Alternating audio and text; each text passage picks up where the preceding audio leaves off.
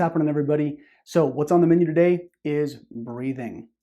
For most Americans, when we talk about breathing, it's sort of a no-brainer. People think in the West, especially, because we can breathe, that's pretty much the beginning and ending of what breath is. The fact that we do it means it doesn't really need much attention.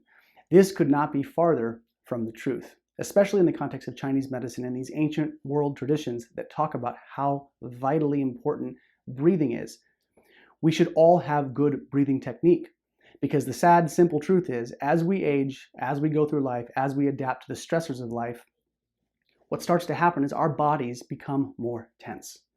And we have to work diligently to make sure that the body does not take on undue stress and undue tension as we age. Because in the end, stress is just a fancy word for tension. That's all it means. Stress means tension. Tension in the breath, tension in life, tension in your emotions, tension in your tissues. Tension is the enemy. We have to be very careful that if we don't hold excess tension into our waking life, if we keep that tension all the time, the body will degrade and age considerably faster. So there's a couple key things to keep in mind when we look at breath. The first thing is this: if we want to assess the tension in our breath cycle, we have to make the breath silent. So that's step one, make your breath silent. So the opposite of that would be so that's an invigorating breath, and we'll talk about that in a different video. And that has its place, and it has merit, and it has value. But most Americans are excessively tense. Most of us are carrying excessive tension. And so what we want to practice is yin style breathing, what they call water breathing. So fire breathing would be not in the dragon sense, but the fire breathing is the invigorating style breathing. And then what we're talking about here today is the yin. It's the water. It's the receptive, restorative, slow, relaxed style of breathing. So there's a key idea that we need to talk about here before we go on. And that is that in Chinese medicine, what they illustrate and what they say is the quality of your breath, okay, that the tension that you can find or not find in your breath is directly reflective to how your nerves are firing inside your body that come from our central nervous system. So if we think about the human body, our central nervous system, which is housed inside of our spinal column and then moves through and innervates all of our tissues, the nerves move through the entire body. So if we think about this, our central nervous system is electrical in nature. Our bodies are predominantly water. So when they talk about fire and water, what they're talking about is electricity and water. Our bodies are mostly water, and these flesh suits hold electricity quite well. This is why if you drop a toaster, an active toaster into the tub and you're in it, you will be electrocuted. Our bodies conduct electricity very well.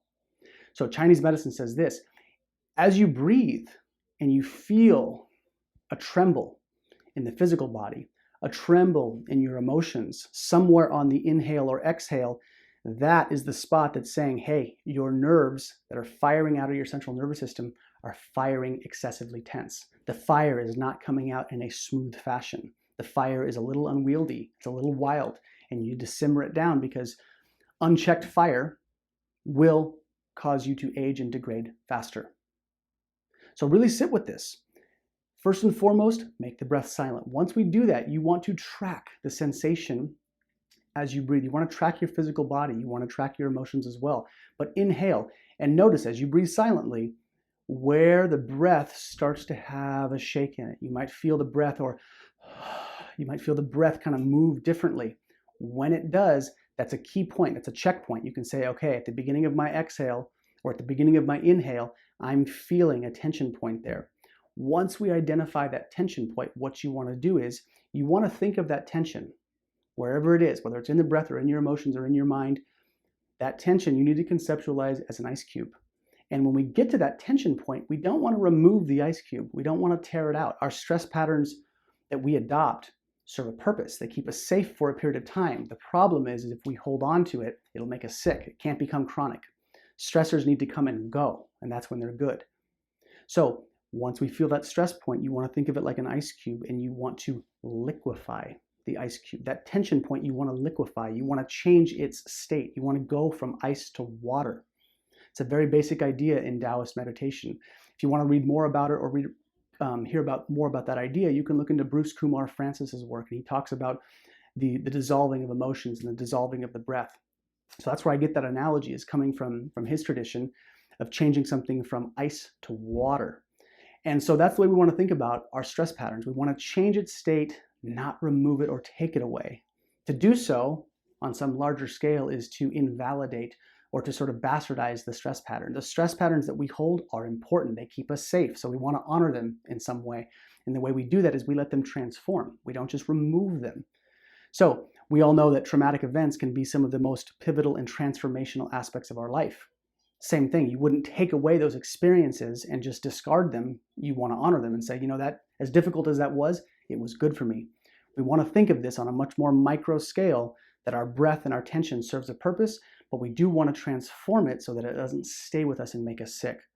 So once you've identified the stress point, your breath is silent and you can feel a tremble somewhere in the body or the mind.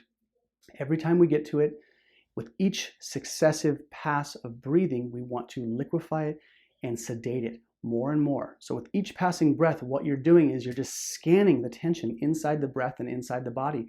So after 30 or 40 breaths, after a few minutes of this, what will start to happen is the physical body will start to relax. Stress hormones, things like cortisol, will start to come down.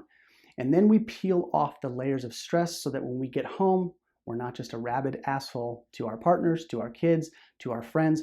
We want to be chill, calm, cool, and collected. And that's the idea. This is like the water aspect of Daoist philosophy and Chinese medicine, is to be like water. We are mostly water. It's pretty straightforward. Our bodies are mostly water, therefore we should align with that elemental rhythm. We have to be smooth. We have to be cool, collected. If we do this, we live a long time. So one last key point to consider is, as we breathe, the thing we want to think about is this. As we breathe, we want to make sure that our external musculature in our ribs, in our abdomen, our chest, our neck, our face does not become excessively tense. When we breathe, what we have to do is relax the musculature on the inhale and consciously relax it on the exhale. So as we take a breath in, if you feel your shoulders rising, the body tensing, the abdomen flexing, the face getting tense, we want to unwind or take that tension out while we breathe. We want to think that the tension is melting off of our physical body every single time we breathe. And the more we breathe, each cycle that passes, we're getting more liquefied, more soft, and more sedated. That's the idea. So again, this is a sedating breathing method because most Americans are very tense.